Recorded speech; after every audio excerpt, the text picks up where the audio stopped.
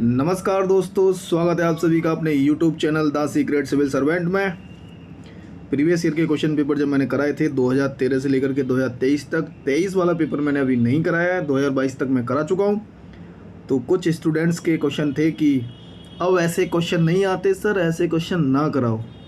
तो ये संस्कृति IAS का मॉक टेस्ट है और ये पेपर नंबर है GS का टेस्ट 1, क्योंकि सेक्शनल करा रखे हैं इन्होंने, सब्जेक्ट वाइज कराए हैं, उसके बाद फुल लेंथ मिलेंगे आपको।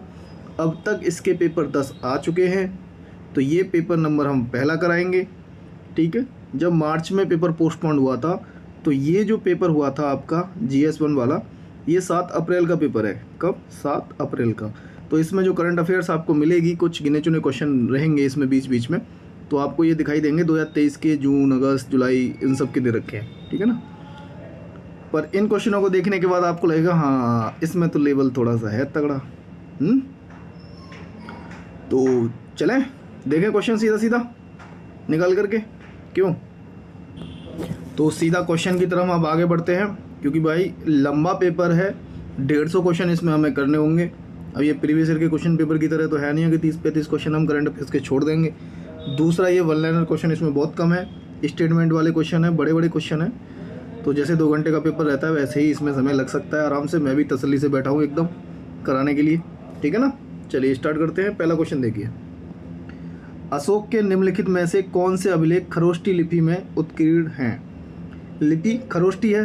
वैसे ज़्यादातर इनके जो अभिलेख मिलेंगे वो प्राकृत भाषा में और ब्राह्मी लिपि में मिलेंगे, पर ये पूछ रहा है कि खरोष्टी लिपि में कौन कौन से है। तो मनसेहरा और सहवाजगढ़ी, क्योंकि मनसेहरा अब वर्तमान पाकिस्तान के हजारा ज़िले में है, सहवाजगढ़ी भी आपके वर्तमान पाकिस्तान में ही है। ठीक है, तो ये दोनों के दोनों आपके जो है 2 और 4 खरोष्टी लिपि में उत्कीर्ण है। ठीक है ना। ये जो लघमान और सरेकुना, ये जो दे रखे हैं लघमान और सरेकुना, ये आपको मिलेंगे अरामाइक और ग्रीक लिपि में लिखे हुए ये। ठीक है, चलिए नेक्स्ट क्वेश्चन की तरफ आगे बढ़ते हैं। थोड़ा इसको और बड़ा कर लेते हैं, सिंगल में ले लेते हैं, है ना। सातवाहन शासक गौतमीपुत्र सातकर्णी के संदर्भ में निम्नलिखित में से कौन सा कथन सत्य है? ठीक है, तो देखिए, इसने शक शासक रुद्रदामन को पराजित किया। बताइए, क्या सातवाहन शासक जो गौतमीपुत्र सातकर्णी है उसने रुद्रदामन को पराजित किया? नंबर 2, इसने कार्ले के बिच्छू संघ को करजक नामक ग्राम दान में दिया था। इसकी सैन्य उपलब्धियों को उल्लेख गौतमी बलश्री के नासिक अभिलेख से प्राप्त होता है। तो इसका आंसर क्या आएगा? 2 और 3। पहला ऑप्शन आपका गलत है, 2 और 3 आपका सही है। ठीक है ना। रुद्रदामन को इन्होंने पराजित नहीं किया था, कुछ और नाम थे, नहपान नाम था, ऊषावदात नाम था, रुद्रदामन नहीं। ठीक है, नीचे 2 कथन दिए गए हैं जो अभी कथन और कारण रहते हैं, उस कारण के हिसाब से। जैन दर्शन में संसार को नित्य, शाश्वत और परिवर्तनशील माना गया। ठीक है जी, मान लिया, क्योंकि जैन दर्शन जगत के सृष्टिकर्ता के रूप में ईश्वर की सत्ता को स्वीकार करता है। ना जी, ईश्वर को तो ये मानते ही नहीं है, आत्मा को मानते थे। तो इसका मतलब ये है कि पहला ऑप्शन सही है आपका और आर क्या है आपका? गलत हो जाएगा। ठीक है ना, तो इसका ऑप्शन जाएगा सी। ठीक है, चलिए थोड़ा समय इसी चीज़ में लगेगा इधर से उधर करने में। ये राइटर दे रखे हैं इधर, लेखक, और इनकी पुस्तकों के नाम दे रखे हैं, जैन गोंदर, कम्मन, त्रिकत्वेदर, भारवी। अब इनको देखने के बाद आपको क्या लग रहा है कि ये तमिल कवि नहीं दिखाई दे रहे आपको, है ना? चोल शासन राज्य के तमिल भाषा के साहित्य के जो लिख रखे हों। तो बताइए इसमें कौन किससे मिलता है? तो ये पूछा है कि कितने युग्म सही सुमेलित हैं। आजकल UPSC में क्वेश्चन पूछता है ना, 2022 में तो बहुत क्वेश्चन पूछे थे, 2023 में थोड़े कम पूछे थे, कितने युग्म सही हैं। तो जैन गोंदार का कलिंग उत्ती परडी ये सही है। कम्मन का आपका राम अवतारम सही है, क्योंकि तमिल रामायण लिखी थी कम्मन ने, तो इसको राम अवतारम भी बोलते हैं। ठीक है ना। और भारवी क्रात्रोजुनियम ये भी ठीक है। जो गलत है वो ये है कि त्रिकोत्रार का पेरिया पुराणम नहीं है। ये जो लिखा गया है पेरिया पुराणम, ये सैकिलार ने लिखा है। किसने? सैकिलार। ये नाम इस तरीके से लिखा जाएगा, सैकिलार। थोड़ा ज़्यादा बड़ा हो रहा है ये, है ना, ये इस टाइप से। ठीक है, तो इसका मतलब 3 ऑप्शन आपके सही जाएंगे, 3 सही है। ये क्वेश्चन आपने देखा होगा प्रीवियस के क्वेश्चन पेपर में कि मौर्यकालीन अधिकारी एग्रोनॉमी निम्न से किस कार्य से संबंधित है? मार्ग निर्माण से संबंधित है। ठीक है, छठे क्वेश्चन की तरफ बढ़ते हैं। कायस्थों का सर्वप्रथम उल्लेख ओसन स्मृति से प्राप्त होता है, क्या ये सही है? अगला ऑप्शन देख लेते हैं। इनका प्रमुख कार्य राजस्व संबंधी कार्यों का हिसाब किताब रखना था। कायस्थों के उदय से ब्राह्मणों के अधिकारों पर आघात पहुंचा। कौन सा ऑप्शन इसमें सही है? तो ऑप्शन आपका 2 और 3 सही जा रहा है। ओसन स्मृति से प्राप्त होता है इसका उल्लेख सर्वप्रथम, तो ये बात गलत है, क्योंकि कायस्थों का सर्वप्रथम उल्लेख याज्ञवल्क्य स्मृति से हुआ है। किससे? याज्ञवल्क्य स्मृति से, ना कि ओसन स्मृति से। तो पहला ऑप्शन गलत हो जाएगा। तो पहला ऑप्शन यहाँ है, तो ये ऑप्शन गलत और ये ऑप्शन गलत। तो 2 और 3 मिलता है आपका आंसर। ठीक है ना, चलिए आगे बढ़ते हैं। 7, निम्नलिखित में से किस शासक ने एलोरा के कैलाश मंदिर का निर्माण कराया? बताइए, एलोरा के कैलाश मंदिर का निर्माण किसने कराया था? कृष्ण प्रथम। किसने कराया था? कृष्ण प्रथम, क्योंकि राष्ट्रकूट शासक थे ये, और 750 ईस्वी के आसपास दक्कन क्षेत्र पर किसका शासन था? राष्ट्रकूटों का। तो उन्होंने ही इसका निर्माण कराया है। ठीक है, आगे बढ़ते हैं। क्वेश्चन नंबर 8, ये कह रहा है कि बाघ की चित्रकला के संदर्भ में कौन सा कथन सही है? सही पूछा है, तो इसका आंसर जो जा रहा है वो है सी। इसकी चौथी और 5वीं गुफाओं को संयुक्त रूप से रंग महल कहा जाता है। ठीक है ना, चलिए नेक्स्ट क्वेश्चन देखते हैं। बौद्ध धर्म के हीनयान संप्रदाय के संबंध में निम्नलिखित में से कौन सा कथन सही है? बौद्ध धर्म का ही हीनयान संप्रदाय, उससे संबंधित कौन सा कथन सही है? इसका जवाब आपको देना है। तो देखिए, देव पूजा ईश्वर का अस्तित्व स्वीकार्य है। क्या हीनयान संप्रदाय में देव पूजा को स्वीकार किया गया है? नहीं किया गया है। गुणों के स्थानांतरण का भाव है, तो गुणों के स्थानांतरण का भाव भी नहीं है। ये जो दोनों क्वालिटी हैं, ये बौद्ध धर्म के हीनयान संप्रदाय की नहीं है, महायान संप्रदाय की जरूर है। अरहत पद को प्राप्त करना आदर्श माना गया है, तो ये ऑप्शन आपका तीसरा ऑप्शन सही हो जाएगा। ठीक है ना,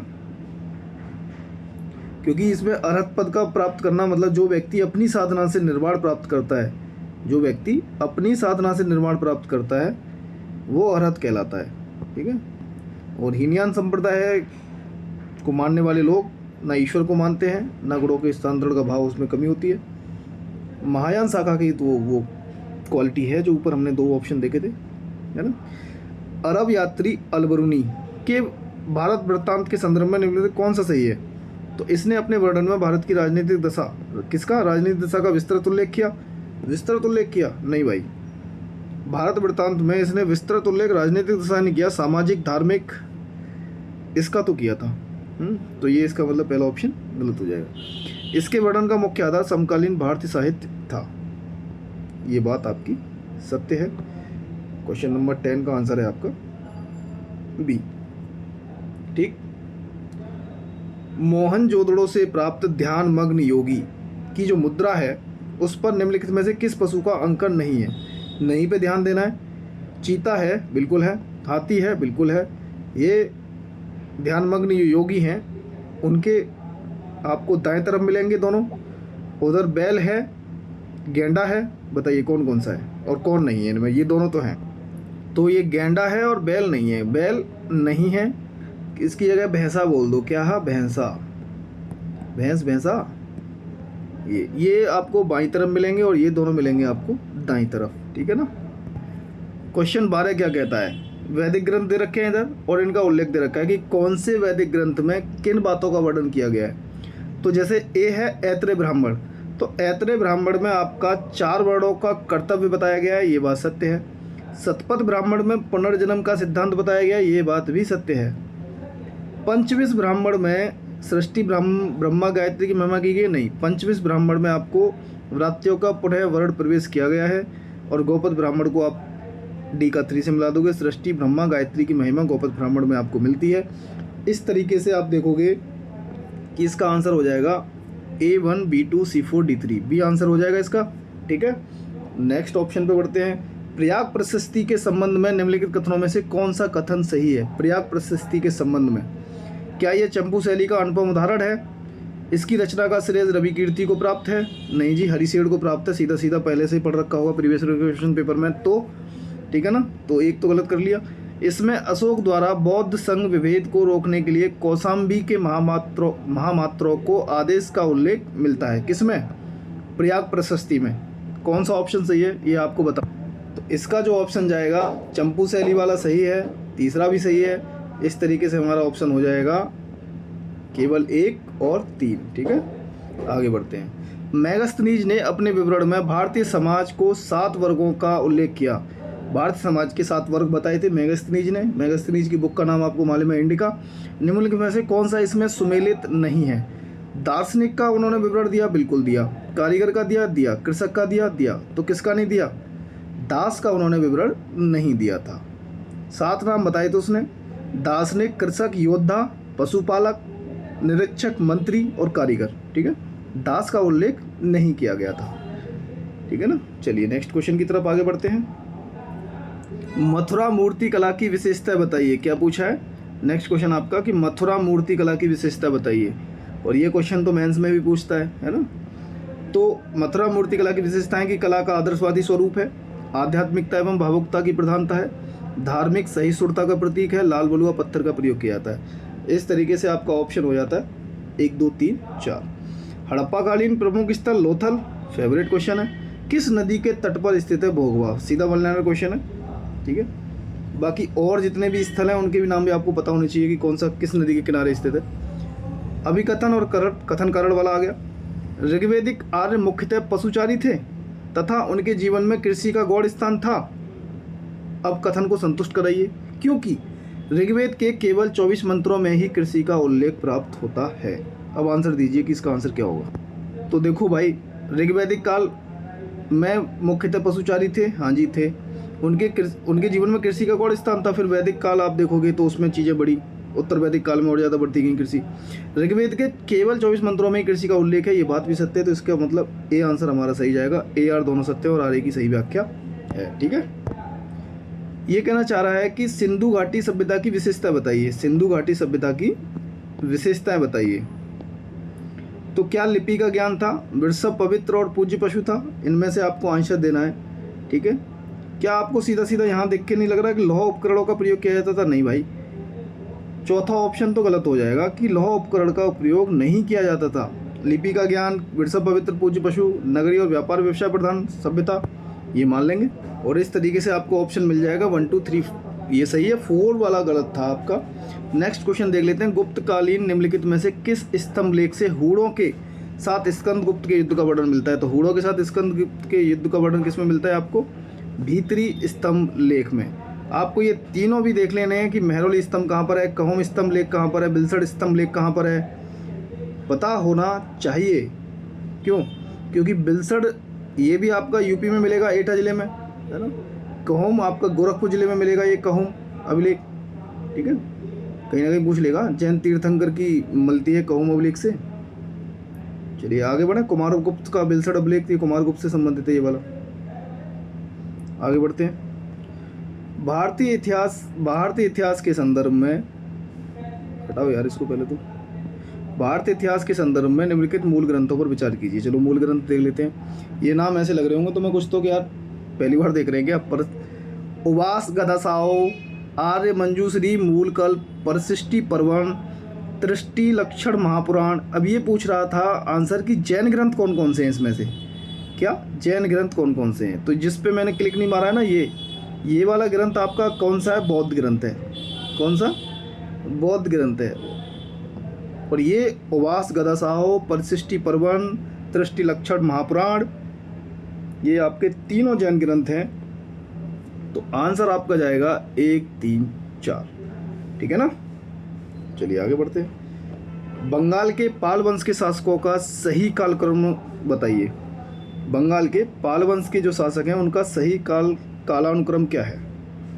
देवपाल, महिपाल, धर्मपाल, विग्रहपाल द्वितीय। अब 2 नाम तो आपको ऐसे लगते हैं कि हाँ ये तो हमने पढ़े होंगे। धर्मपाल पढ़ रखा है, देवपाल पढ़ रखा है। धर्मपाल का लोंडा आया, देवपाल आ गया।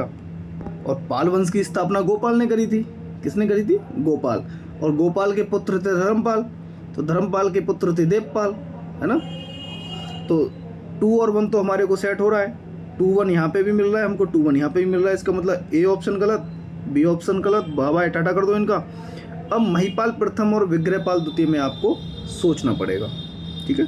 तो विग्रहपाल द्वितीय पहले आएगा क्या, बताइए।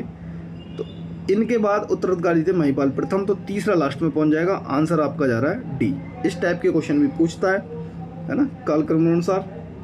मौर्य काल में प्रयुक्त होने वाला पद मसाक। अब ये शब्दावली से क्वेश्चन तो पूछता ही है कि मौर्य काल में, जैसे एग्रोनोमी हम ऊपर देख चुके हैं, मौर्य काल में प्रयुक्त होने वाला एक शब्द है मसाक।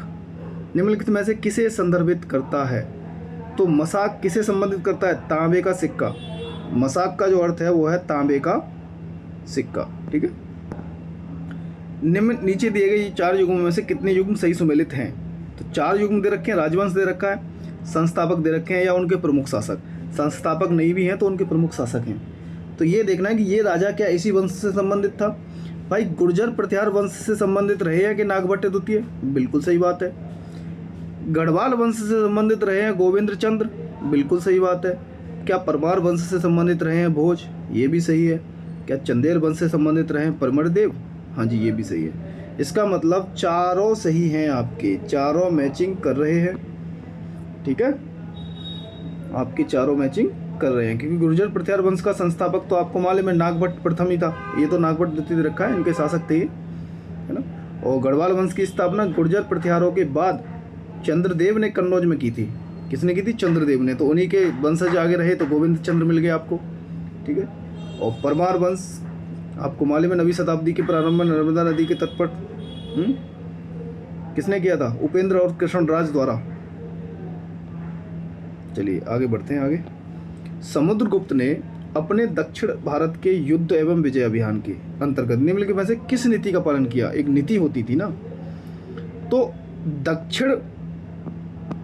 दक्षिण भारत में कौन सी युद्ध नीति थी और उत्तर भारत में कौन सी युद्ध नीति थी? तो दक्षिण भारत की जो युद्ध नीति थी समुद्रगुप्त की, वो तो थी गृढ़ मोक्षानुग्रह, और ये प्रसबोधरण जो थी वो उत्तर भारत में थी। युद्ध और विजय की नीति किस में थी? उत्तर भारत में, ठीक है। चलिए आगे बढ़े। 25 वाला क्वेश्चन, अब कथन कारण वाला आ गया। हड़प्पा सभ्यता से प्राप्त युद्ध संबंधी उपकरण साधारण कोटि के हैं क्योंकि हड़प्पा सभ्यता के लोग शांति प्रिय थे और तथा उन्होंने भौतिक सुख सुविधाओं की ओर विशेष ध्यान नहीं दिया था। तो बात एकदम सही है, क्योंकि उच्च कोटि के नहीं मिले थे, साधारण कोटि के ही थे, क्योंकि शांति प्रिय लोग थे। तो ऑप्शन आपका यही सही है कि दोनों कथनों को आपका ऑप्शन संतुष्ट कर रहा है। नेक्स्ट क्वेश्चन है बंदरगाह से। कह रहा है कि प्राचीन भारत में कुछ बंदरगाह थे, तो कौन सा बंदरगाह पूछ रहा है कि सिंधु नदी के मुहाने पर अवस्थित है इनमें से। ताम्रलिप्ति आपको पता है कि ताम्रलिप्ति कहाँ पर है, ये आंसर नहीं है इसका। ताम्रलिप्ति पश्चिम बंगाल में, और ये सिंधु नदी कोई पश्चिम बंगाल में बहती है आपकी, थोड़ा आइडिया लगाना। ताम्रलिप्ति पश्चिम बंगाल। मुजरे साहब का जो बंदरगाह था वो केरल का है। कहाँ का? केरल का। बैरीगाजा गुजरात का है, तो ये चांस थोड़ा सा बढ़ जाता, लेकिन सीधा आंसर इसका जो सही है वो है बारबैरिकम। क्या है? बारबैरिकम। ये मौर्योत्तर काल का, किसका? मौर्योत्तर काल का एक बंदरगाह था जो पाकिस्तान के कराची के निकट सिंधु नदी पर स्थित है। कौन सा? कराची के निकट है। तो आंसर आपका होगा बारबैरिकम, ठीक है। नेक्स्ट क्वेश्चन, कल्याणी के चालुक्य शासक विक्रमादित्य 6 के संदर्भ में निम्नलिखित कथनों पर विचार कीजिए। कर लेते हैं जी। इसने अपने राज्यारूढ़ के समय चालुक्य विक्रम संवत का प्रवर्तन किया। सही बात। ये पहला ऑप्शन आपका सही जा रहा है। इसका कह रहा है कि इसकी राज्यसभा में संस्कृत के विद्वान दंडिन निवास करते थे। कल्याणी के चालुक्य शासक विक्रमादित्य 6 के संदर्भ में पूछ रहा है। तो देखो भैया, दंडिन निवास करते तो थे, लेकिन कांची के पल्लव नरेश नरसिंह वर्मन द्वितीय की राज्यसभा में, ना कि चालुक्य शासक की राज्यसभा में। तो दूसरा ऑप्शन गलत, आंसर आपका हो जाएगा पहला सही, ठीक है। गुप्तकालीन पदाधिकारी ध्रुवाधिकरण निम्नलिखित में से किस कार्य से संबंधित था? तो ध्रुवाधिकरण किस काम से संबंधित था? तो ये था भूमि कर का संग्रह। शब्दावली से संबंधित चीज़ें आती हैं, चाहे गुप्त काल की हो, चाहे मौर्य काल की हो, चाहे आपकी मुगल काल की हो, चाहे दिल्ली सल्तनत काल की हो, ठीक है ना। शब्दावली जो है उनसे पूछता है। नेक्स्ट क्वेश्चन, कुषाण शासक कुजुल कडफिसिस, क्या नाम है, कुजुल कडफिसिस के संदर्भ में निम्नलिखित कथनों पर विचार कीजिए। चलो कर लेते हैं, क्या विचार करवाना है, ठीक है। इसे भारत में नियमित रूप से स्वर्ण सिक्कों का प्रचलन का श्रेय प्राप्त है। देखते हैं अभी। इसके सिक्कों पर शिव, नंदी, त्रिशूल की आकृतियाँ उत्तीर्ण हैं। ये दोनों स्टेटमेंट सही हो जाते अगर यहाँ कुजल कडफिसिस की जगह हो जाता विमल कडफिसिस। कौन से, अजय देवगन वाला पान मसाला विमल। हाँ, तो विमल कडफिसिस के समय पे ये दोनों चीज़ें हुई थी, ठीक है। आपका स्वर्ण सिक्कों का प्रचलन भी हुआ और उन सिक्कों पे शिव, नंदी और त्रिशूल की आकृतियाँ भी उत्कीर्ण थी, लेकिन वो विमल कडफिसिस थी। कुजुल कडफिसिस के संदर्भ में ये दोनों सत्य नहीं है। ये दोनों ही आपके आंसर क्या होंगे, गलत आंसर हो जाएंगे, ठीक है। नेक्स्ट क्वेश्चन आपका मैचिंग का है। शिलालेख दे रखे हैं, अशोककालीन शिलालेख हैं और उनका उल्लेख है कि उन शिलालेखों में आखिर क्या दे रखा है, उससे मिलाना है आपको। एक मेरे को बिल्कुल सीधा सीधा याद था, 5वां शिलालेख महापात्रों की नियुक्ति। चलो ठीक है, कोई बात नहीं है। प्रथम शिलालेख में जो दे रखा है वो था जीव हत्या का निषेध करना। क्या था, जीव हत्या का निषेध। द्वितीय शिलालेख में है आपका लोक कल्याणकारी कार्य। बाकी तो छठा बचा, तो छठे का डी का 4 मिला दोगे, तो A3B1 A3B1 तो यहाँ भी है और डी का मिलेगा 4 से, तो डी का मिल रहा है 4 से, तो बी ऑप्शन आपका सही हो जाएगा, ठीक है ना। चलिए आगे देखते हैं। चोल शासक कराईकल, इनके ऊपर मूवी भी आई है अभी जल्दी में, 2 पार्ट में आई थी, पहले आई थी ऐश्वर्या राय हैं इसमें। तो चोल शासक कराईकल के संदर्भ में निम्नलिखित कथनों पर विचार कीजिए। इसने चोलों की तटीय राजधानी पुहार की स्थापना की। इसने रोमन सम्राट के दरबार में अपने दूत भेजे। तो बताइए दोनों में से कौन से सही हैं या दोनों सही हैं क्या? तो केवल 1 सही है। इसने चोलों की तटीय राजधानी पुहार की स्थापना करी थी। बहुत शक्तिशाली शासक थे, मूवी देखोगे तो उसमें कुछ ज़्यादा ही शक्तिशाली लगते हैं। इसने रोमन सम्राट के दरबार में अपने दूत भेजे थे। क्या ये बात सत्य है? तो हमने बता दिया ये बात बिल्कुल सत्य नहीं है, ठीक है। तो रोमन सम्राट के दरबार में जो दूत भेजने की कहानी है, पांड्य राजाओं का इनसे संबंध अच्छा था तो उनको लाभ भी बहुत होता था, चोल शासकों का उतना नहीं था। तो इसका आंसर आपका जाएगा केवल 1, ठीक है। अगला क्वेश्चन है कि अशोककालीन स्तंभ के संदर्भ में निम्नलिखित में से कौन सा कथन सही है? अब आप जानते हो कि मौर्यकालीन वास्तुकला जो है उसमें स्तंभ उनका अहम रोल रखते हैं मौर्यकालीन वास्तुकला में। तो एकात्मक पत्थर से निर्मित है, बिल्कुल है। आधार चौकी पर स्थापित है, नहीं है भाई, क्योंकि उसमें ये बोला गया है कि जो जॉन मार्शल है ना और पर्सी ब्राउन है, ये बोलते थे कि जो मौर्यकालीन स्तंभ हैं वो ईरानी स्तंभों की नकल हैं, ये बोला जाता था। तो ये जो आधार चौकी पर स्थित है ना, ये ईरानी स्तंभ कला की कला है, ना कि मौर्यकाल की।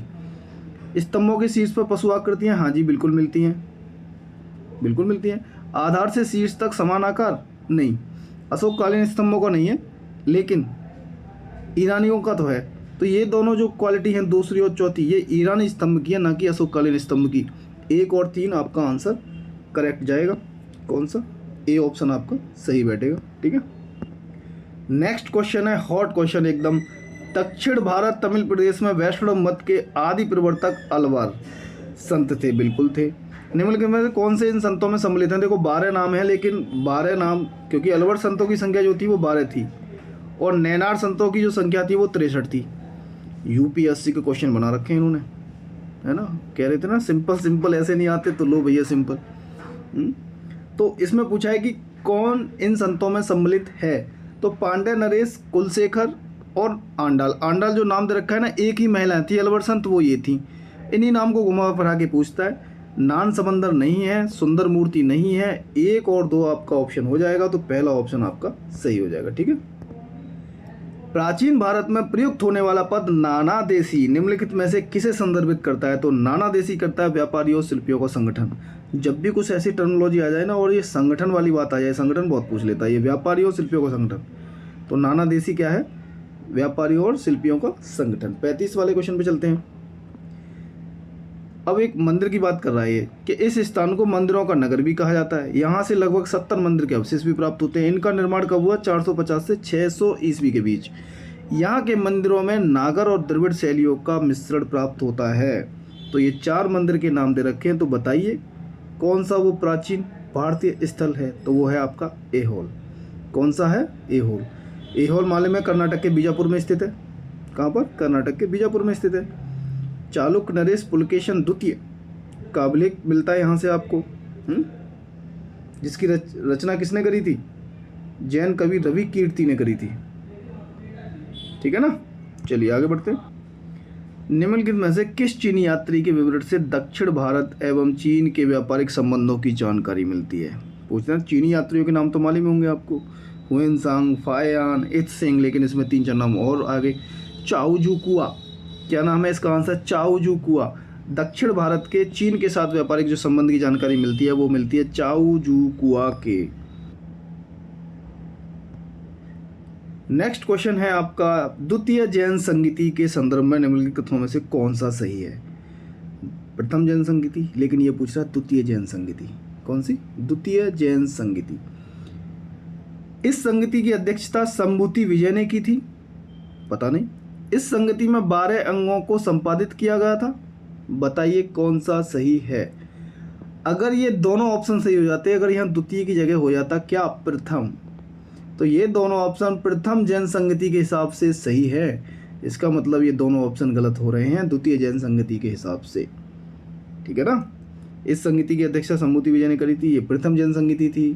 ठीक है, क्योंकि द्वितीय जैन संगति का नेतृत्व किया था क्षमा श्रवण ने, देवर्धि क्षमा श्रवण ने, और वो कहाँ हुई थी? गुजरात के वल्लभी में हुई थी। 513 ईस्वी में संपन्न हुई थी द्वितीय जैन संगति। तो ये जो डाटा दिया हुआ था ये दिया था प्रथम जैन संगति का। नेक्स्ट क्वेश्चन है आपका कि संगम साहित्य दक्षिण भारत के राजनीतिक जीवन एवं राजनीतिक गतिविधियों का प्रमुख स्रोत है। संगम साहित्य आप जानते ही हो, क्यों भाई? तमिल संगम साहित्य। तो ये राजनीतिक जीवन और राजनीतिक गतिविधियों का प्रमुख स्रोत नहीं है। ये सामाजिक, आर्थिक तथा धार्मिक जीवन के संबंध में संगम कवियों ने एक पर्याप्त सामग्री प्रस्तुत की थी। तो पहला ऑप्शन गलत हो जाएगा। जब पहला ऑप्शन गलत हो जाएगा तो उसका मतलब दूसरा ऑप्शन तो सही है ही है। तो इसका जाएगा ए असत्य कर रहे हो तो आर को तुम्हें सत्य करना ही पड़ेगा। ठीक है। चोल शासन के संदर्भ में, तो चोल शासन के अंतर्गत स्थानीय निकायों में निर्वाचन के लिए निम्नलिखित में से किन योग्यताओं को धारण करना अनिवार्य था? देख रहे हो, चोल काल तो क्वेश्चन पूछता ही, उसको डिटेल में दे रखा है कि किन योग्यताओं को धारण करना अनिवार्य था। क्या 1.5 एकड़ भूमि का स्वामी होना जरूरी था? कम से कम वेद और भाष्य का ज्ञान होना भी जरूरी था? और आयु तुम्हारी 30 से 70 वर्ष के मध्य होनी चाहिए थी, ये भी जरूरी था क्या? बताइए। तो कह रहा है कि 3 ऑप्शन सही हैं। ये होना बिल्कुल जरूरी था। 30 से 70 वर्ष की आयु भी हो, 1.5 एकड़ भूमि का स्वामी भी हो, कम से कम वेद और भाष्य का ज्ञाता भी हो, और उसने और उसके किसी सगी संबंधी ने कोई अपराध ना किया हो, और उसका एक अपना मकान हो। ये बातें भी थी उसमें 2 जुड़ी हुई, तो ये रख लेना। ठीक है। नेक्स्ट, ग्रंथ आएंगे और उनके रचयिता पूछे जाएंगे। अमोघ वृत्ति नाम से आप ये मत सोच लेना कि अमोघ वर्ष ने किया होगा। तो कविराज मार्ग का है अमोघ वर्ष। किसका है? कविराज मार्ग का अमोघ वर्ष। ठीक है। फिर नेक्स्ट, गणित सार संग्रह और आदि पुराण, ये किसने लिखे? तो अमोघ वृत्ति आपकी लिखी शाक्तायन ने, गणित सार संग्रह सही मिला हुआ है महावीराचार्य का, और आदि पुराण मिला हुआ है जिनसेन का। ये आपका मैच कर जाएगा। आप देख लीजिए किसका कैसे मैच कर रहा है। A2 B1 C3 D4। ठीक है ना। तो इसका आंसर आपका ये चला गया। अब ये कुछ क्वेश्चन करंट अफेयर से ले लिए गए हैं, बीच में आ गए। हाल ही में भारतीय अंतरिक्ष अनुसंधान संगठन इसरो ने निम्नलिखित में से किस विश्वविद्यालय में अंतरिक्ष विज्ञान और प्रौद्योगिकी जागरूकता प्रशिक्षण, नाम है स्टार्ट, कार्यक्रम के लिए नोडल केंद्र की स्थापना करी? तो ये है आपकी अलीगढ़ मुस्लिम विश्वविद्यालय। ठीक है। उत्तर प्रदेश सरकार ने अभी एक योजना प्रारंभ करी, वो है खेत सुरक्षा योजना। उसके संदर्भ में कुछ विचार दे रखे हैं, कौन से सही हैं कौन से गलत हैं वो देख लेने। इसका उद्देश्य फसलों को छुट्टा पशुओं से सुरक्षित करने के लिए खेतों की सोलर फेंसिंग करना है। बात सत्य है। इसके अंदर किसानों को प्रति हेक्टर 80% का अनुदान मिलेगा। बात असत्य है, 80 नहीं 60% का। ठीक है ना। तो दूसरा ऑप्शन गलत। राज्य के सभी किसानों को नहीं, सभी किसानों को नहीं मिलेगा, ये लघु व सीमांत किसानों को मिलेगा। तो तीसरा भी ऑप्शन गलत। तो इसका मतलब आंसर आपका जाएगा केवल 1। तो योजना आप याद रख लेना, खेत सुरक्षा योजना। नेक्स्ट क्वेश्चन, उत्तर प्रदेश सरकार द्वारा संचालित की जा रही बाल श्रमिक विद्या योजना इम्पोर्टेंट योजना है ये भी। इस संदर्भ में बताइए कि बाल श्रमिक विद्या योजना के संदर्भ में कौन सा कथन सही है, कौन सा गलत है। असंगठित क्षेत्र में कार्यरत 8 से 18 वर्ष की आयु के बच्चे इस योजना के पात्र हैं, बिल्कुल सही है। इसके अंतर्गत बालकों को 1500 और बालिकाओं को 2000 रुपये, नहीं, बालकों को 1000 रुपये और बालिकाओं के लिए 1200 रुपये, तो दूसरा ऑप्शन गलत। आर्थिक सहायता हेतु बच्चों की विद्यालय में 70% उपस्थिति अनिवार्य है, हाँ जी ये बात सत्य है। तो इसका मतलब आपका 1 और 3 आंसर सही जाएगा। ठीक है, नेक्स्ट ऑप्शन देखते हैं। नेक्स्ट एक और योजना आ गई, सुगम संयोजन योजना। कौन सी? सुगम संयोजन योजना। ये उत्तर प्रदेश सरकार द्वारा संचालित है। किससे संबंधित है? इसका उद्देश्य क्या है? तो बीपीएल कार्ड धारकों को निःशुल्क विद्युत कनेक्शन प्रदान करना, ये इसका उद्देश्य है। ठीक है ना, तो इस योजना के बारे में भी आप पढ़ सकते हो। हाल ही में किसे राज्य ललित कला अकादमी उत्तर प्रदेश का निदेशक नियुक्त किया गया? डायरेक्टर किसे नियुक्त किया गया राज्य ललित कला अकादमी का? तो ये है डॉक्टर श्रद्धा शुक्ला। ठीक है, नेक्स्ट, कुत्तों के व्यवहार एवं उनसे संबंधित विभिन्न बीमारियों पर अध्ययन के लिए देश का प्रथम कैनाइन सेंटर उत्तर प्रदेश के निम्नलिखित में से किस जनपद में स्थापित किया गया है? तो यह है आपका बरेली में। कहाँ? बरेली। नई स्वर्णिम ऋण योजना। कौन सी? नई स्वर्णिमा ऋण योजना के संदर्भ में निम्नलिखित कथनों पर विचार कीजिए। इसका उद्देश्य SC/ST की महिलाओं में आत्मनिर्भरता की भावना विकसित करना है। बात गलत है भाई, SC/ST का आ जाएगा, लेकिन पिछड़े वर्गों की महिलाओं में आत्मनिर्भरता की भावना विकसित करना है। कौन सी? पिछड़े वर्गों की। तो पहला ऑप्शन वैसे गलत हो गया। इसके लिए लाभार्थी महिला के परिवार की वार्षिक आय 3 लाख रुपए से कम होनी चाहिए, ये वाला प्रावधान सही है इसका। तो ऑप्शन आपका दूसरा जाएगा। योजना का नाम याद रखें, जब भी करंट पढ़ें तो इस योजना को भी ध्यान दे लें कि नई स्वर्णिमा ऋण योजना। ठीक है, नेक्स्ट क्वेश्चन हम 48 तक पहुंच चुके हैं। अब ये पूछा है कि प्रथम कला क्रांति लाइफ टाइम अचीवमेंट पुरस्कार से सम्मानित किया गया, किसे किया गया? तो ये है आपकी पंडित PD बाउल। क्या नाम है इनका? पंडित पूर्णदास बाउल। इनको विश्व स्तर पर पारंपरिक बाउल संगीत में उनके उत्कृष्ट योगदान के लिए IPAF का पहले कला क्रांति लाइफ टाइम अचीवमेंट अवार्ड से सम्मानित किया गया है। ठीक है, Institute for Economics and Peace, ये 2023 का दे रखा है। अगर 2024 में कुछ चेंज हुआ होगा तो देख लेना। वैश्विक शांति सूचकांक 2023, इसमें इंडिया की रैंक 126 है। ओके, हाल ही में विश्व स्वास्थ्य संगठन ने निम्नलिखित में से किस कृत्रिम मधुरक को, ये साइंस में कितनी बार पूछा है क्वेश्चन, कृत्रिम मधुरक, लेकिन ये करंट में है तो और इम्पोर्टेंट हो जाता है। जब स्टैटिक पोर्शन में कितनी बार पूछा हुआ है तो करंट में आ गया तो और ज़्यादा इंपॉर्टेंट हो गया। विश्व स्वास्थ्य संगठन ने निम्नलिखित में से किस कृत्रिम मधुरक को मनुष्यों के लिए कैंसरकारी के रूप में वर्गीकृत किया है? तो ये है आपका एस्पार्टेम। ये क्या है आपका एस्पार्टेम? ये है आपका कृत्रिम मधुरक, याद रख लेना इसको।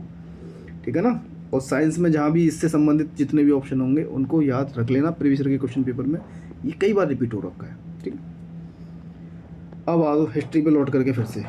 स्वतंत्र हैदराबाद राज्य की स्थापना 1724 में निजाम उल मुल्क ने की थी। पहले तो यही एक आंसर और बन गया, कहीं कहीं पूछ लेता है। ये हैदराबाद राज्य की स्थापना निजाम उल मुल्क ने की थी। उसके द्वारा राज्य के प्रशासनिक सुदृढ़ीकरण की दिशा में निम्नलिखित में से कौन से प्रयास किए गए थे? देख लेते हैं भाई। क्या उसने जागीरों को आनुवंशिक बनाया? जागीरों को आनुवंशिक बनाया। ठीक है जी। हिंदुओं के प्रति सहिष्णुता की नीति अपनानी पड़ेगी, ऐसी कोई ज़रूरी बात नहीं है, पर इसने अपनाई थी। मुगल सत्ता से स्वतंत्रता की घोषणा करी थी? नहीं, स्वतंत्र होकर के उसने शासन तो चलाया था, लेकिन मुगल सत्ता से उसे स्वतंत्रता की घोषणा नहीं करी थी। ठीक है, तो ऊपर के दोनों ऑप्शन सही हैं, तो इसलिए आंसर हो जाएगा केवल 1 और 2। नेक्स्ट क्वेश्चन कालक्रमानुसार से संबंधित है कि कौन की स्थापना कब हुई थी, उस हिसाब से आप लगा दो किसकी पहले हुई उसके बाद। तो यह वेद समाज की स्थापना जो हुई थी वो आपकी हुई है आपकी 1964 में। कब हुई है? 1964 में। प्रार्थना समाज की स्थापना 1967 में हुई है। आर्य समाज आपको मालूम है 1875 का, और सेवा 1964 नहीं 1864 है भाई। ये गड़बड़ करा रहे हो यार तुम तो, मिटाओ इसको, दोबारा से करो। वेद समाज की स्थापना हुई है 1864 में। प्रार्थना समाज की हुई है आपको मालूम है कि 1868 में, 67 में, 67। आर्य समाज 1875, सेवा सदन 1908। अलग अलग करिए, इनके नाम भी पता होने चाहिए किसने स्थापना करी थी इसकी, क्योंकि वो भी कभी कभी पूछ लेता है। जैसे प्रार्थना समाज से आपको मिल जाएंगे। आचार्य केशव चंद्र सेन की प्रेरणा से हुई थी, लेकिन करी किसने थी? आत्माराम पांडुरंग नाम मिलेगा, है ना। आर्य समाज तो आपको मालूम ही है, स्वामी दयानंद सरस्वती जी, है ना। और वेद समाज की स्थापना मद्रास में हुई थी उस समय, ये जातिगत भेदभाव को समाप्त करने के लिए की गई थी। और सेवा सदन की स्थापना जो की गई थी, ये बहुत नामी गिरामी नाम है, बहराम जी एम मालावारी, जिन्होंने एज ऑफ कंसेंट एक्ट इनकी वजह से आया, इन्होंने बड़े प्रयास किए थे, ठीक है। तो इस तरीके से 3 1 2 4 3 1 2 4 आंसर आपको बैठ जाएगा, ठीक है। चलिए आगे बढ़ते हैं। नहीं पे ध्यान देना है कि नहीं है। तो पूछा यह है कि प्रथम कर्नाटक युद्ध के संदर्भ में कौन सा कथन सही नहीं है। यह युद्ध फ्रांसीसी सेना एवं नवाब अनवरुद्दीन के मध्य लड़ा गया था। यह मद्रास पर फ्रांसीसी विजय के कारण शुरू हुआ था। इसकी समाप्ति पांडिचेरी की संधि से हुई थी। भाई तीनों कर्नाटक युद्ध पढ़ते हो आप, और तीनों कर्नाटक युद्ध में प्रीवियस ईयर के क्वेश्चन पेपर में भी आपने काफ़ी बार देखा होगा। पांडिचेरी की संधि से तो नहीं हुई थी, एक्सला चैपेल की संधि हुई थी, तो हम तो सी को वैसे भी गलत कर चुके। युद्ध के पश्चात मद्रास अंग्रेजों को पुनः प्राप्त हो गया। बाकी सही है, बाकी ये आपका सी ऑप्शन गलत है। दादा भाई नौरोजी आ जाइए जी, कौन सा सही है दादा भाई नौरोजी से संबंधित? यह उदारवादी दल से ब्रिटिश संसद के लिए चुने जाने वाले पहले भारतीय थे, बिल्कुल सही है। इन्होंने बंबई में ज्ञान प्रसारक मंडली की स्थापना करी थी, बिल्कुल सही है। उन्होंने अपने समाचार पत्र इंडियन रिव्यू, इनका समाचार पत्र इंडियन रिव्यू था ही नहीं, इनका नहीं था ना, उपनिवेशों में स्वशासन संबंधी विचार प्रस्तुत किए। तो इसका मतलब तीसरा गलत है। 1 और 2 ऑप्शन आपके सही जाएंगे, ठीक है। बंगाल के नवाब एवं अंग्रेजों के मध्य संघर्ष का प्रमुख कारण दस्तक निम्नलिखित में से क्या था? शब्दावली आता है, मैं बोलता शब्दावली तो पूछता ही है। तो ये दस्तक था क्या? ये था आपका कर मुक्त व्यापार का परमिट। ओके, नेक्स्ट क्वेश्चन जो पूछता ही है, बंकिम चंद्र चट्टोपाध्याय द्वारा रचित आनंद मठ में निम्नलिखित में से किस विद्रोह का उल्लेख किया गया? आपको मालूम है वंदे मातरम यहीं से लिया गया है, लेकिन कौन सा विद्रोह का उल्लेख था? तो यह है आपका सन्यासी विद्रोह, ठीक है। निम्नलिखित में से कौन से आयोग अकाल राहत से संबंधित हैं? मतलब ये 4 आयोग दे रखे हैं, अकाल राहत से कौन कौन से संबंधित हैं? स्ट्रेची आयोग आपको मालूम है लिटन के समय पे आया था, लॉर्ड लिटन, तो अकाल आया था, उसके बाद इनको लाया गया। कैंपबेल आपका कर्जन के टाइम पे आया था शायद, है ना। और मैकडोनल्ड आयोग कब आया था? मैकडोनल्ड कर्जन के समय पे आया था, कैंपबेल किसी और के समय पे आया था, मैकडोनल्ड आया था कर्जन के टाइम पे। तो ये तीनों जो हैं आपके अकाल राहत से संबंधित हैं, और ली आयोग इससे संबंधित नहीं है, ठीक है। तो आंसर तो आपको मिल गया, आंसर है आपका 1 2 4, ठीक है ना।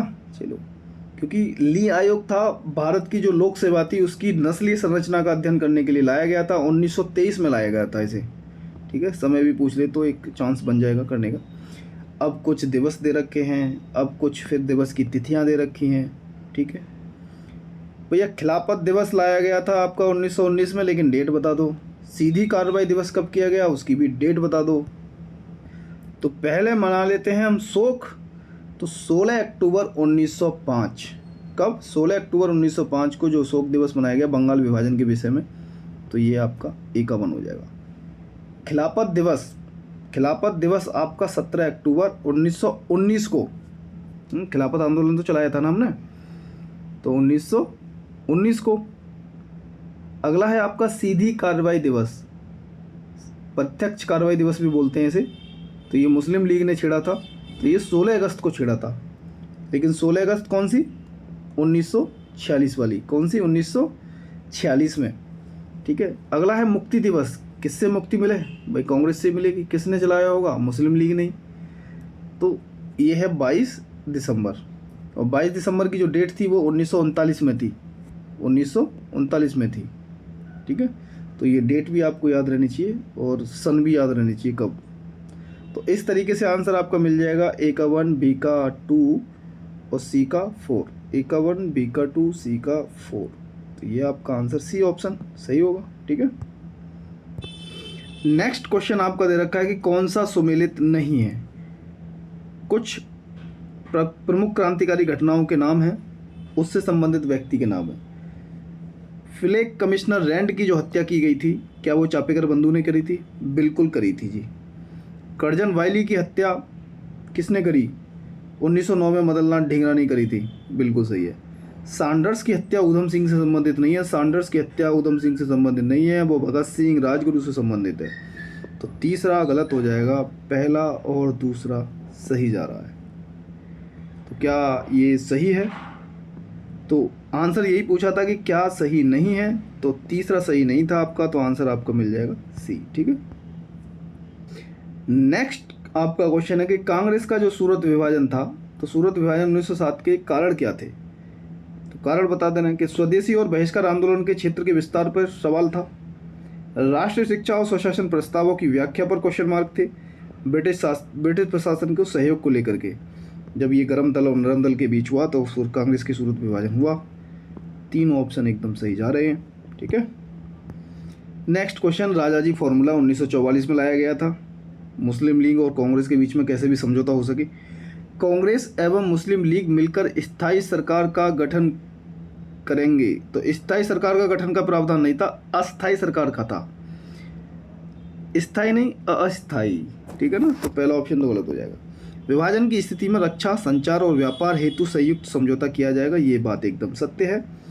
तो ये केवल दो ऑप्शन आपका सही जाएगा। देखो इसमें जो मिलेगा आपको ये वही है कि जैसे हमने प्रीवियस ईयर के क्वेश्चन पेपर देखे, उससे अंदाजा लगा कि कौन कौन से टॉपिक हॉट टॉपिक रहते हैं, और हॉट टॉपिक जो हमें नहीं मालूम तो इनको मालूम है, संस्कृति आईएएस को मालूम है, दृष्टि आईएएस को मालूम है। अगर आपको नहीं पता तो उन टॉपिकों को आप रिवीजन में आप देख पा रहे हो इन सबको, तो इनको डिटेल में थोड़ा सा जाके और पढ़ लो, है ना। राजाजी फॉर्मूला को पूरा अच्छे से पढ़ो। नेक्स्ट आगे बढ़ते हैं। डलहौजी ने अंग्रेजी साम्राज्य के विस्तार के तहत निम्नलिखित में से किन क्षेत्रों का विलय किया था? डलहौजी ने, ये साफ साफ दिख रहा था मुझे सिंध, क्योंकि सिंध को जो किया गया था वो 1843 में किया गया था। 1843 में तो डलहौजी थे नहीं, लॉर्ड एलनबरो थे। कौन थे? Lord Ellenborough. तो उस समय सिंध का अंग्रेजी राज्य में विलय किया गया, तो फोर्थ तो है नहीं। तो ये दो ऑप्शन तो हमने डिलीट कर दिए। अब देखिए, पंजाब, बरार और लोअर बर्मा। तो द्वितीय आंग्ल सिख युद्ध हुआ था तो पंजाब हाथ में आ गया, और द्वितीय आंग्ल सिख युद्ध हुआ 1848 से 49 में। और द्वितीय आंग्ल बर्मा युद्ध हुआ तो लोअर बर्मा हाथ में आ गया। 1852 में हुआ था वो युद्ध, तो डलहौजी का समय था। बरार का जो विलय किया गया वो 1853 में किया गया। तो इस तरीके से 1, 3, 2 मतलब ये ऑप्शन आपका सही हो रहा है। ठीक है। कांग्रेस के रामगढ़ अधिवेशन, कांग्रेस के रामगढ़ अधिवेशन 1940 में व्यक्तिगत सत्याग्रह का प्रस्ताव पारित किया गया था।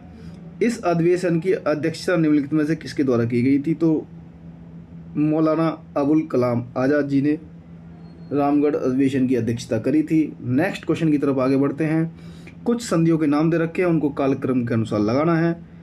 मद्रास की संधि, मैंगलोर की संधि, बेसिन की संधि, सुगौली की संधि। सारे संधि आपको याद होंगी ढंग से। सुगौली संधि 1816, कब? 1816। बेसिन की संधि आपको 1802 में मिलेगी, मराठाओं के साथ की गई थी, है ना। मद्रास की संधि आपको मालूम है, जो युद्ध आपका हैदर अली लड़ रहे थे अंग्रेजों के साथ, तो उनके साथ हुई है। मैंगलोर की संधि 1882 में हुई है, इसका मतलब पहले हुई है पहली वाली। तो 1, 3, 2, 4, 1, 3, 2, 4 ए। तो 64 का आंसर आपको मिल जाएगा ए। ठीक है। निम्नलिखित में से कौन सा प्रावधान अगस्त प्रस्ताव 1940 में सम्मिलित था? तो अगस्त प्रस्ताव 1940 में क्या सम्मिलित था, ये आपको बताना है। तो देखिए, युद्ध परामर्शदात्री परिषद का गठन, क्या उसमें शामिल था? बिल्कुल शामिल था। युद्ध के पश्चात प्रतिनिधि मूलक संविधान निर्मात्री संस्था का गठन किया जाएगा, ये बात भी उल्लिखित थी कि हाँ जी कर लेंगे।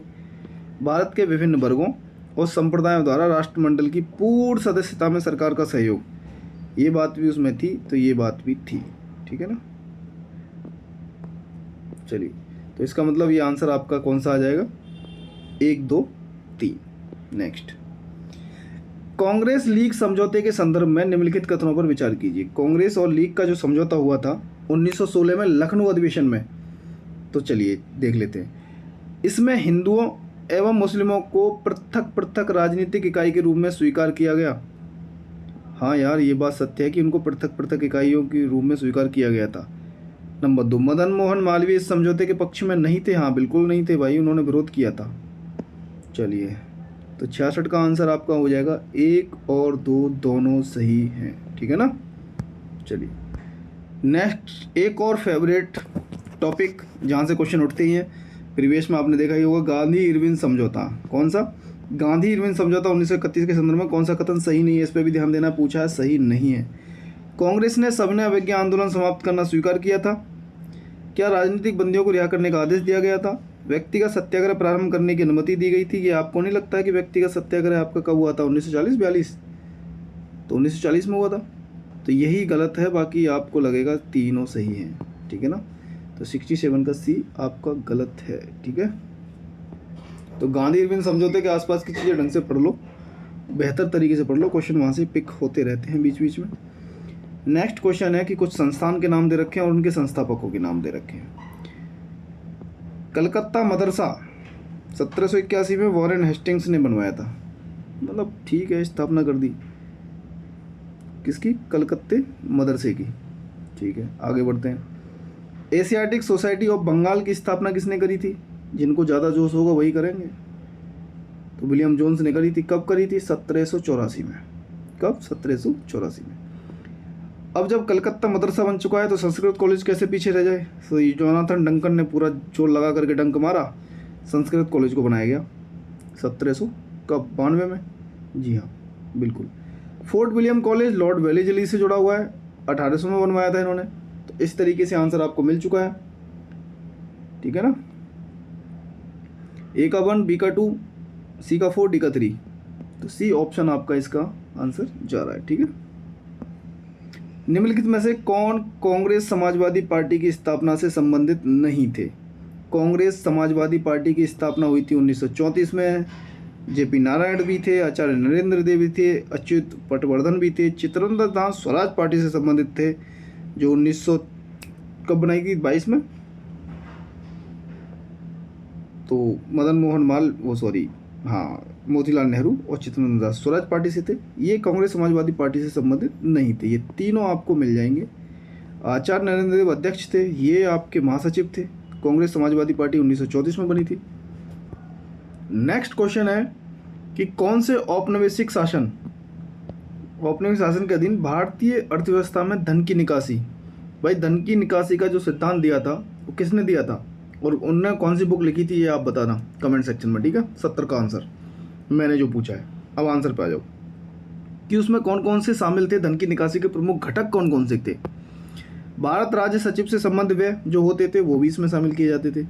विदेशी पूंजी निवेश पर जो देय ब्याज होता था वो भी शामिल किया जाता था। ईस्ट इंडिया कंपनी के भागीदारों को प्राप्त जो लाभांश होता था वो भी, और कंपनी के सैन्य और सैन्य व्यय को जो खर्च किया जाता था वो भी, ये सब जो है आपकी धन की निकासी से संबंधित थे, ठीक है ना।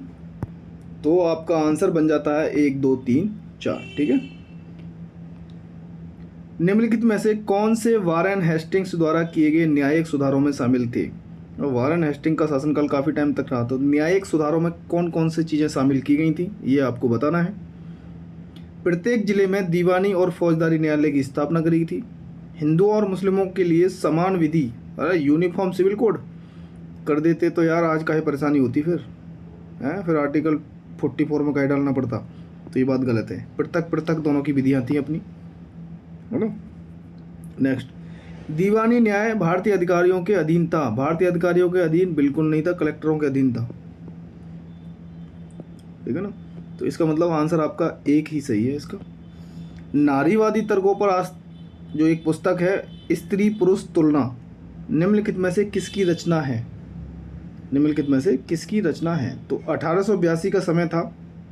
ताराबाई शिंदे, कौन? ताराबाई शिंदे ने ये पुस्तक लिखी थी और इसे बोलते हैं कि ये भारत में महिला मुक्ति के विषय पर लिखा गया पहला लेख था। तो पहला हो या दूसरा, स्त्री पुरुष तुलना जो बुक है वो ताराबाई शिंदे की है, ठीक है। बंगाल विभाजन के संदर्भ में निम्नलिखित कथनों पर विचार कीजिए। सारे टॉपिक उठा लेंगे हम, जितने भी क्वेश्चन करेंगे ना, देखना। तो बंगाल विभाजन के संदर्भ में कौन सी घटना? बंगाल विभाजन प्रस्ताव जो 1903 में आया था उसका बंगाली एवं संजीवनी पत्रिकाओं ने कड़ा विरोध किया। हाँ, करा तो था ही। इसका उद्देश्य मूल बंगाल में बंगालियों की आबादी कम कर उन्हें अल्पसंख्यक बनाना था। हाँ, टारगेट तो यही था। 73 का आंसर आपका हो जाएगा सी। स्वतंत्रता आंदोलन की निम्नलिखित कुछ घटनाएं दे रखी हैं, उनको कालक्रम के अनुसार लगाना है आपको। ठीक है। कैबिनेट मिशन कब आया, वेवल योजना कब आई, माउंटबेटन योजना कब आई, एटली घोषणा कब आया, ये आपको बताना है आंसर इसका। 74 का आंसर कमेंट सेक्शन में आपको देना है, ठीक है। चलिए आगे बढ़ते हैं। नेक्स्ट क्वेश्चन 75 वाला। हम यहाँ तक आधे क्वेश्चन अब हो जाएंगे 75 क्वेश्चन, और मैं आज आधे ही क्वेश्चन कराऊंगा क्योंकि 1 घंटे से ज़्यादा की मैं वीडियो नहीं बना सकता। हालांकि बनाने को बना सकता हूँ, बैठ करके आराम से बोलता रहूँगा, लेकिन आप भी नहीं देखोगे इतनी लंबी वीडियो। तो 75 क्वेश्चन आप ढंग से देख लो जो अभी, उसके बाद 75 क्वेश्चन कल मैं कराऊँगा, ठीक है। वेलेजली की सहायक संधि, वेलेजली की सहायक संधि के संदर्भ में निम्नलिखित कथनों पर विचार कीजिए। चलो देख लेते हैं जी, सहायक संधि क्या थी। लॉर्ड वेलेजली की संधि को स्वीकार करने वाले राज्य में ब्रिटिश सेना की तैनाती की जाती। अच्छा जी। सहयोगी राज्य की आंतरिक एवं बाह्य सुरक्षा का दायित्व तो ब्रिटिशों को प्राप्त होगा। ओके। सहयोगी राज्य किसी शासक से संधि कर सकता था किंतु युद्ध नहीं, ना तो वो संधि कर सकता था ना युद्ध कर सकता था, बगैर उसके जाने, उसको तो मालूम होना ही था। तो आंसर आपका दे रखा है केवल 1 और 2, ये सत्य है ना। तो आप देख लो सहायक संधि। 75 क्वेश्चन कंप्लीट हो चुके हैं हमारे 51 मिनट में। अब ऐसे ही मान लो 50 मिनट और लगेंगे आपको, तो 100 मिनट हो गए, लग ले 1 घंटा 40 मिनट करीब हमको 150 क्वेश्चन कराने में लगेगा, ठीक है। अगर आपको लगे कि हाँ कोई दिक्कत नहीं है, इतना समय लगे, पूरा पेपर एक बार में कंप्लीट कराओ, तो ये भी बता देना, ठीक है।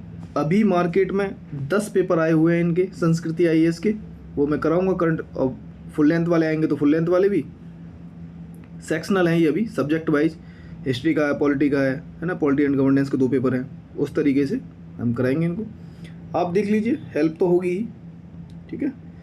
तो चलिए, thank you so much, bye bye, good night.